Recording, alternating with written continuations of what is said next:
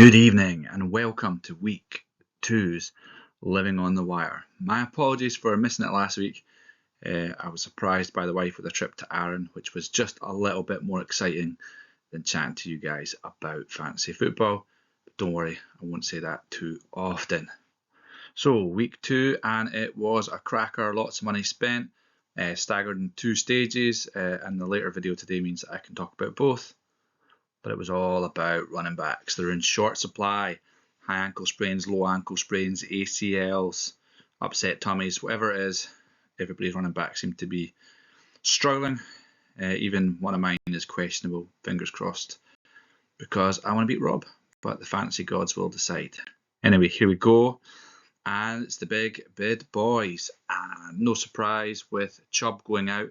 Disaster for Robin. I'm sure that broke her heart, along with most of her chances of making the playoffs, unless she can scramble something together. Everybody was in for Jerome Ford. He came in, looked pretty good, and the way that the Browns play, you'd expect him to be able to notch up quite a lot of points for whoever gets him.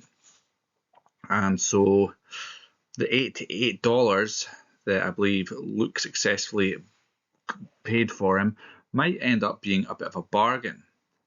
And although that's not the most we've ever seen for one individual player, I believe that if you were to add up all the totals for all the amounts of the 10 people that went in for him, that would be probably the most expensive, the most amount of money offered for one player.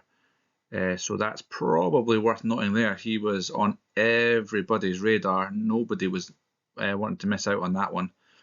However, Mikey hedging his bets, and the second player off the bat, Kareem Hunt. And I can totally see why he's done that, because the rumours were swirling immediately the second Chubb got injured that Hunt would be back at the Browns, and there he is, boom. And if nothing else, he might just take a little bit of time and a few touches away from Ford, making that $8 to $8 maybe not looking quite so smart. But Mikey did have to drop the Kansas City defense, which we're going to come to in a little bit. Jago struggling away with his running backs. They keep getting injured, so grabbing his next victim, Matt Breida, dropping $31. However, nobody else wanted him, so Jago has definitely overpaid. Although if he ends up being the real deal, he is not going to mind one bit. Dropping Elijah Mitchell, who's done very, very little. Christian McCaffrey seems to just be getting everything there at the moment. But then that man can be made of glass. Jago might be wishing he'd held on to him later. But I am hoping, however, that is a deal well done, because I want CMC playing all season long. And then Keith, spending $25 on Tank Dell. Young, promising player. You hope he's going to get better as the season goes on. He had a cracking week 2 with 14.6 points. But he does have a bit of a knock, carrying a mild thigh injury. He's been upgraded to full participant as of Thursday, so he'll probably play.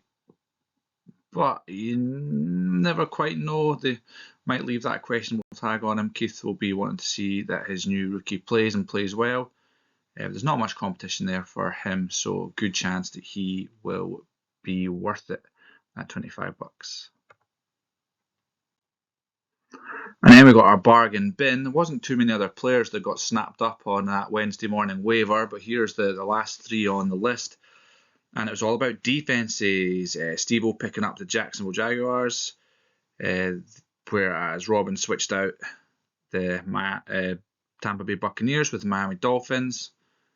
And then Andy just swapping away his kickers, getting rid of his beloved Graham Gano, the Giants, for Brandon Aubrey. Can't say I know anything about Brandon Aubrey, but I'm sure Andy will be hoping that he smashes over a few 40-50 yarders for him. But not really too much exciting going on there. It was really actually a couple of days later when, with a couple of players missing for the Saints, Kamara obviously on his suspension, Williams still not back yet from injury. The Saints look like they'll be leaning on Miller to fill in. So a few bids stuck up there, another $30. Keith, the happy winner there, and probably a bit cheaper than Ford. And will probably give you a good 3 or 4 weeks before these guys start coming back and taking that time away from him.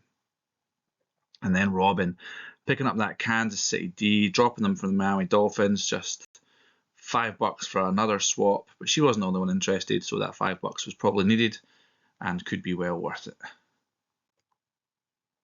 And then here are just some other people that were picked up. I probably missed a couple, but Latavius Murray obviously got scooped up, dropping for Deion Jackson, who's not done nearly as much as I think people hoped with Taylor being out, or at least definitely Brian hoped, and Murray having a good week, thinking hopefully more of the same.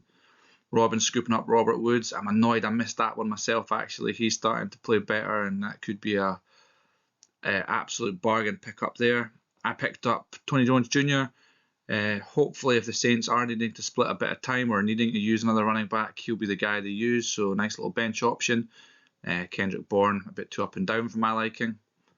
And then Luke, just doing a straight tight end swap, getting rid of Hayden Hurst and scooping up Zach Ertz. Cardinals not been as bad as I think I thought they would be. I thought they'd be absolutely hot garbage. And then that means that the Big Spender award for the week goes to Luke and the Argonauts. That was a super quick whirlwind tour of life on the wire. There was a few other players that popped up that I maybe missed out when I was doing my slides.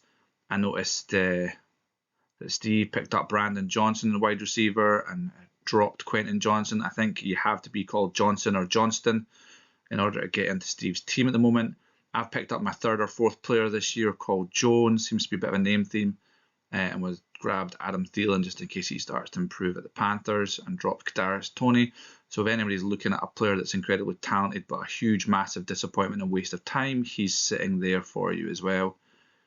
And there was a couple other defense swaps. Like Mikey grabbed the Bengals. I know he loves the Bengals. They're his favourites.